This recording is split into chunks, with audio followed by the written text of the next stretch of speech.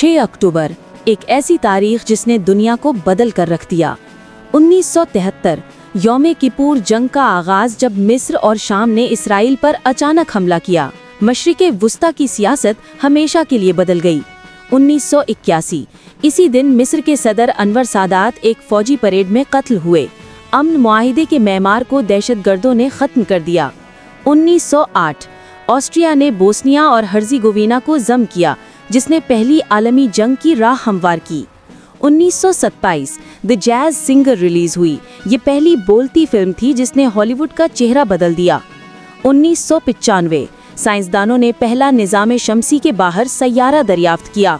कायनात में नई दुनियाओं की तलाश का दौर शुरू हुआ। 1961 अमेरिकी सदर कैनेडी ने एटमी जंग के खौफ में अवाम को बम शेल्टर बनाने का कहा। सर जंग की शिद्दत अपने उरूज पर थी। 6 अक्टूबर, एक दिन कई कहानियाँ, और दुनिया हमेशा के लिए बदल गई। मज़ीद तारीख़ी हक़ाइक़ के लिए अमेजिंग फैक्ट्स एंड वीडियो को सब्सक्राइब करें, फॉलो करें और लाइक ज़रूर करें।